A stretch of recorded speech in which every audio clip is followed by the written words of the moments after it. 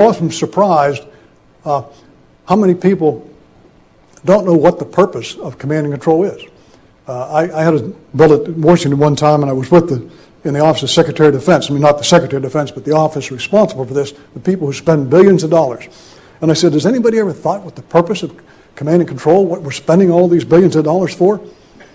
And people kind of scratched their head, and nobody had. I mean, they were spending all this money. I said, that's what we ought to begin with, and it's simple.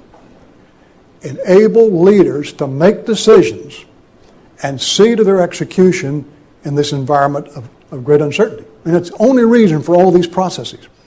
But what will happen is we will fall in love with either the hardware, software, or the processes themselves, and it draws us inward. And we focus on the process rather than the problem. What is the problem you're trying to solve?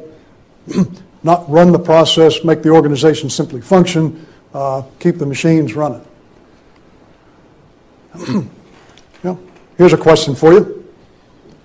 How many vote analytically? How many vote intuitively?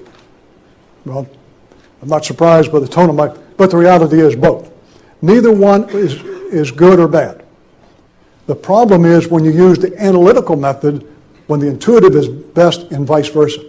So if I was a commander of this Marine Expeditionary Force, 50,000 Marines, and I had an operation that was going to take place 2 weeks from now, and I walked into my headquarters staff, and I stood in front and I said, ladies and gentlemen, here's my decision.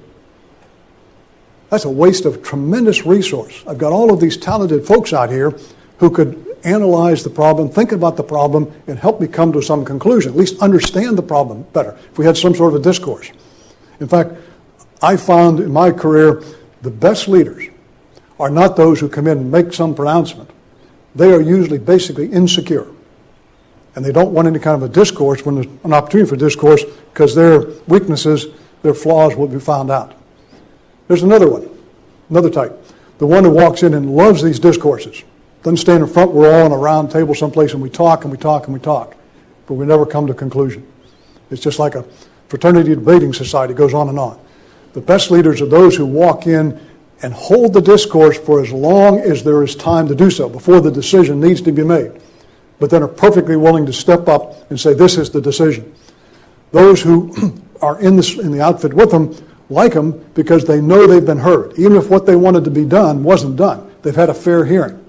There's been a rich intellectual interaction that they all like. And so they're supportive of these type leaders. Well,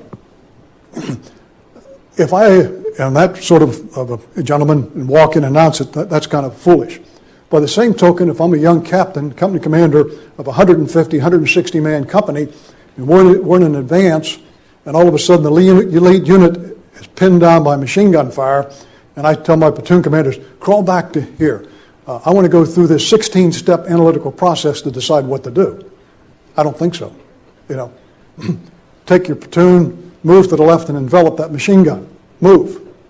You've got to have a quick, intuitive decision. I want to share a secret with you, though. At the very basis, there is no such thing as analytical decision-making. It doesn't exist. Because someplace, somewhere, somebody has to have an idea that you're going to analyze.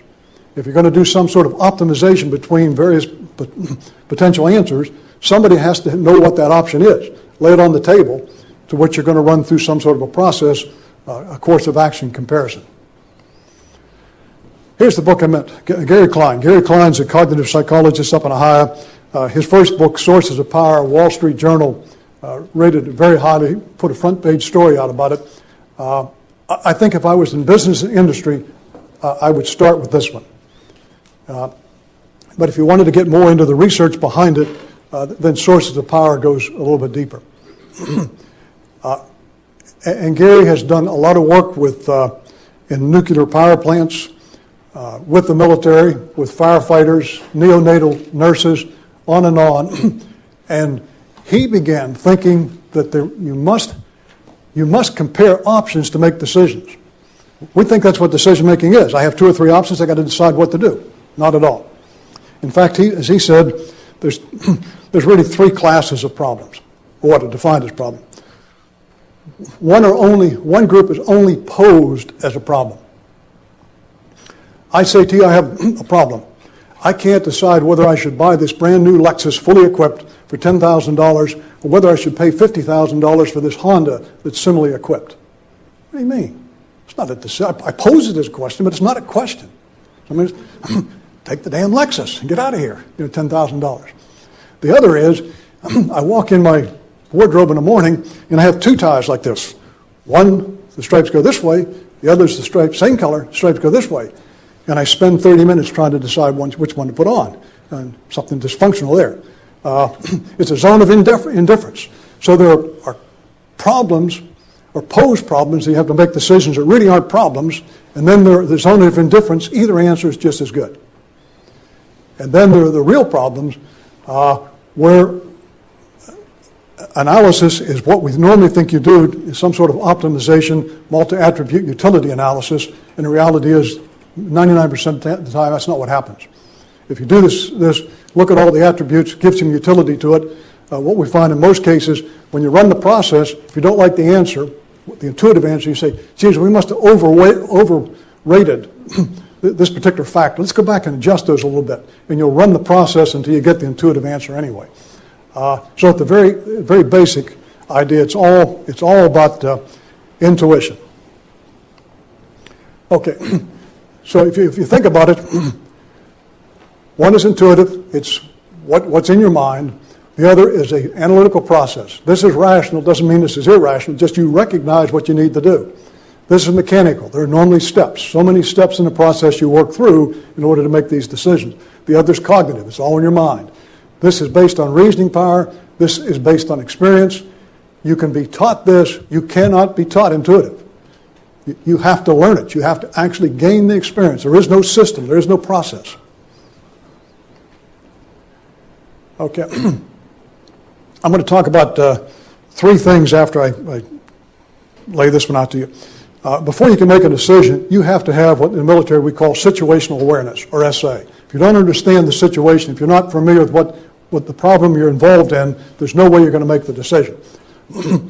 And you have to have the experience to judge what needs to be done and how to do it. And these are two important things. Getting the situational awareness and having the experience to recognize the problem and what you need to do. Okay. Most leaders are not interested in data. That's down here. They may or may not be interested in information. What they really want is knowledge. When all of these piece parts are put together in some coherent whole. As a commander, temperature was interesting, winds aloft I could care less about, barometric pressure I could care less about.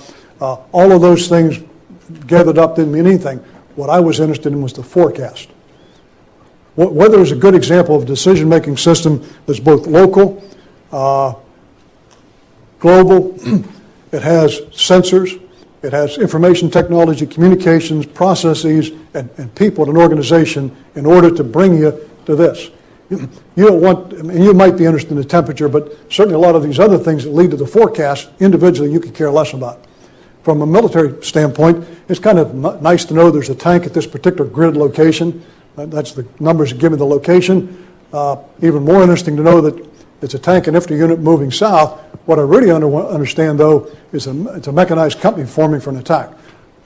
What I'm saying is any organization ought to be designed so all of these items that you get are synthesized into a higher order for those who make the decisions.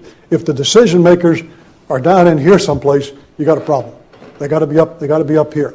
And the higher in the organization, the more you have to be there. So, situational awareness, the information is synthesized, and eventually we're going to get to the experience. I want you to think about a dog. Does anybody have the letters D-O-G in your mind? You have a wagging tail, a wet nose, a dog you own, a dog you've seen.